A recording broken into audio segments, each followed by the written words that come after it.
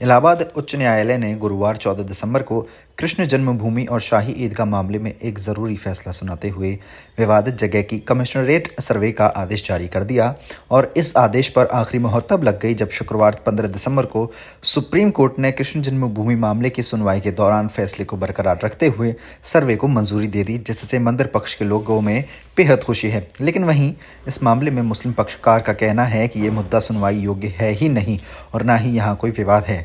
कुछ बाहरी लोगों द्वारा अपने निजी फायदे के लिए इस मुद्दे को उछाला जा रहा है।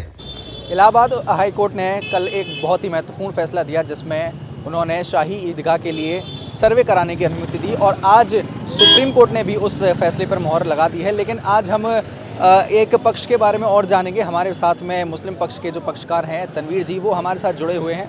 आज उनसे जानेंगे कि आखिर मुस्लिम पक्ष किन चीज़ों को लेकर इसको केस को लड़ रहा है और किस तरह से जो दलीलें दी जा रही हैं कोर्ट में, किन आधारों पर ये केस लड़ा जा रहा है। तो हमारे साथ तनवीर जी मौजूद है। तो तनवीर जी, मुझे ये बताइए, जो आपका जो पक्ष है, जो मुस्लिम समाज का पक्ष है, जो शाही ईदगाह का पक्ष है, वो इसमें क्या है, पहले तो ये बताइए आप। देखिए, 2020 से पहले कहीं कोई विवाद किसी प्रकार का था नहीं। कुछ बाहरी लोग आए और उन्होंने मुकदमे की शुरुआत कर दी और उनका मुकदमा माननीय न्यायालय द्वारा खारिज भी कर दिया गया। बाद में रिवीजन अलाउ हुआ, फिर हाई कोर्ट ने उसको रिमांड किया फाइल को, और वो इस तरह बढ़ते बढ़ते करीब लगभग 18 मुकदमे हो गए। उससे पहले 4 मुकदमे उनके यहाँ खारिज हो चुके हैं। उसके बाद में वो इलाहाबाद में मुकदमे ट्रांसफ़र हो गए और माननीय न्यायालय उच्च न्यायालय द्वारा उसकी सुनवाई की गई। तो उन्होंने कमीशन के लिए कह दिया। हमने 7 रूल 11 CPC के तहत प्रार्थना पत्र प्रस्तुत कर रखे हैं और उसमें प्रावधान है कि पहले ये तय हो जाए कि ये मुकदमे चलने योग्य हैं या नहीं। जो कानून का प्रावधान है, विधि प्रावधान है कि पहले ये तो तय हो जाए, क्योंकि जितने भी इन मुकदमों में वादी हैं, जो प्लेंटिव हैं, उन्होंने कोई भी डॉक्यूमेंट्री प्रूफ दाखिल नहीं किया, कोई ऐसा प्रूफ दाखिल नहीं किया इससे ये साबित होता हो कि साहब, यहाँ मैं बड़ा स्पष्ट कर दूं कि दोनों धर्मस्थलों के रास्ते अलग हैं, आरंभ से ही सीमाएं अलग अलग हैं। वहाँ पूजा अर्चना होती है, यहाँ 5 वक्त की नमाज होती है, कहीं कोई विवाद किसी प्रकार का नहीं है। अब ये 2020 में आके उन्होंने विवाद उत्पन्न कराने का प्रयास जरूर किया। विस्तारीय स्तर पे तो कोई परेशानी है नहीं, और जो जिस तरह की बातें वो मीडिया के माध्यम से कहते हैं, समाचार पत्रों के माध्यम से कहते हैं, जिन जिन कागज़ों को होना बताते हैं, वो आज तक उन्होंने कभी कोर्ट में दाखिल नहीं किए, पत्रावली पर उनकी दाखिल नहीं है, फाइल पर दाखिल नहीं है। तो जब कोई सबूत उनका दाखिल नहीं है, मात्र मीडिया ट्रायल के माध्यम से माहौल को गरमाने का प्रयास उनके द्वारा करा चला आ रहा है। पर मथुरा तो एक प्यार की नगरी है और हिंदू मुस्लिम एकता का प्रतीक भी है। इधर भव्य मंदिर, इधर मस्जिद, जहाँ 5 वक्त की नमाज होती है, वहाँ भजन पूजन हो रहा है और भजन पूजन की आवाज़, नमाज अजान की और नमाज की आवाज़ वायुमंडल में जा रही है, अल्लाह ताला के ईश्वर के पास जा रही हैं। तो इससे बड़ी हिंदू मुस्लिम एकता का मिसाल क्या हो सकती है। अच्छा, इसमें जो दूसरा पक्ष है वो ये कहता है कि जो समझौता हुआ था मंदिर और ईदगाह के बीच में 1968 का, उसको वो चैलेंज करते हैं, उसको अवैध बताते हैं। इसके बारे में आपका क्या? देखिए, उनको कानूनन कोई राइट नहीं है उसको चैलेंज करने का। समझौता हुआ था ट्रस्ट सेवा संस्थान के में और साई मस्जिद ईदगाह के मध्य में, और सेवा संस्थान जन्मभूमि ट्रस्ट का एक अंग है। लगभग वही व्यक्ति उसमें है, वो लगभग वही व्यक्ति उसी में है, दोनों समान पदाधिकारी हैं उसमें। और उसमें कोई मंदिर मस्जिद को लेकर विवाद नहीं था। उसमें ये था कि कुछ मुस्लिम समाज के लोग उत्तरी दीवार की तरफ, साई मस्जिद की तरफ, और इधर दक्षिण दीवार की तरफ रहा करते थे। उन ट्रस्ट का कहना ये था कि भाई अपने आबादी यहाँ से हटा लीजिए। तो मुस्लिम पक्ष ने पहल करते हुए उस आबादी को हटा लिया। साई मस्जिद ईदगाह के परनाले पंडालों का पानी पीछे की तरफ गिरता था। उन्होंने कहा इस पानी को आप मोड़ लीजिए अपनी तरफ। तो पाइप लगाकर नाली में पानी अपनी तरफ मोड़ लिया गया। तो बहुत अच्छे माहौल में ये हुआ। और 1968 के बाद अब 2020 लगभग कितना लंबा समय हो गया, उसके बाद वो आते हैं। ट्रस्ट ने कोई मुकदमा नहीं किया, संस्थानों की आपत्ति नहीं, साई मस्जिद ईदगाह कोई आपत्ति नहीं। ये थर्ड पर्सन जो जो भी उनका अपना मकसद हो सकता है उसके तहत यहाँ पर आए, और कोई उनके पास डॉक्यूमेंट्री प्रूफ नहीं है। बार बार वो ये कहते हैं कि साहब राजा पट्टीमल ने इसको खरीदा 1815 में। आज तक वो कागज़ उन्होंने पत्रावली कभी पत्रावली में दाखिल नहीं किया। राजा पट्टीमल द्वारा जिस ऑक्शन की बात करते हैं, तब उन्हीं का कहना है कि आप 1669 में तो साई मस्जिद का बन गई थी, तो उसका उल्लेख जरूर होना चाहिए उस ऑक्शन में। उसका उल्लेख भी नहीं है।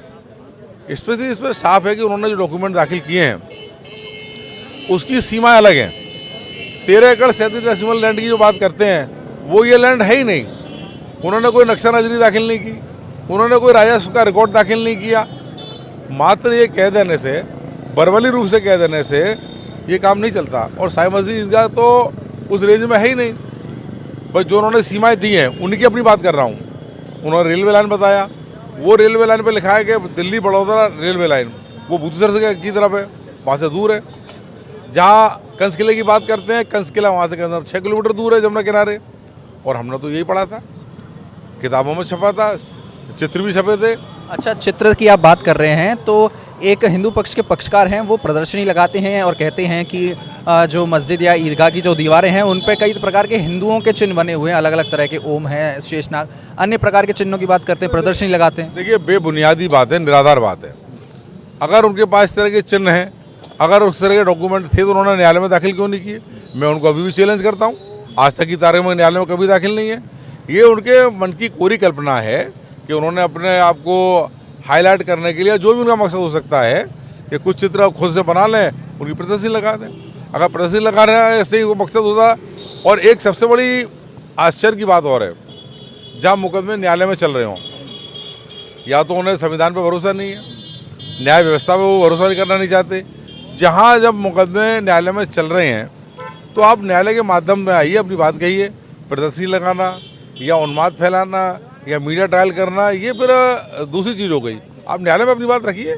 अच्छा, तो अभी जो माननीय उच्च न्यायालय ने सर्वे का फैसला दिया है, इसको आप कैसे देखते हैं, क्या कहना चाहेंगे इस पर? देखिए, ऐसा है, निश्चित ही एक कमीशन का फैसला आया। हमारा 7 रूल 11 का उसमें हमने कहा है 18 तारीख को इसमें फिर सुनवाई होगी और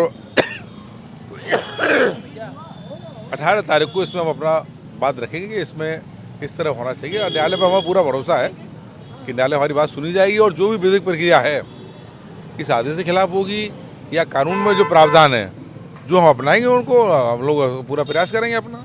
अच्छा, अब ये जो पूरा मामला है जन्मभूमि और शाही ईदगाह के मामले में, तो अभी आपकी क्या रणनीति है या किन चीज़ों को लेकर आप आगे बहस करने वाले हैं? किस प्रकार से आप इस पूरे जो ज़मीन का विवाद है, कि जो दावा करते हैं कि जो 13 एकड़ ज़मीन है वो मंदिर को दी जाए, उसके बारे में क्या रणनीति है? देखिए, ऐसा है, जहाँ न्याय का सिद्धांत है, वादी जो अपनी बात कहता है उसको वो सिद्ध करना पड़ता है।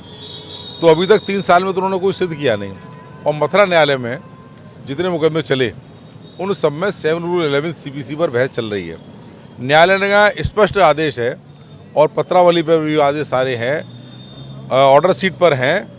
जब 7 रूल 11 CPC पर ये कार्रवाई चल रही है, तो जब माननीय उच्च न्यायालय इलाहाबाद में मुकदमे ट्रांसफ़र हुए तो as a trial court transfer हुए हैं। तो उन पत्रावलियों का भी अवलोकन भी माननीय न्यायालय को करना है। और हमारी मांग यही होगी, पहले ये तो तय हो जाए मुकदमे चलने योग्य है या नहीं है।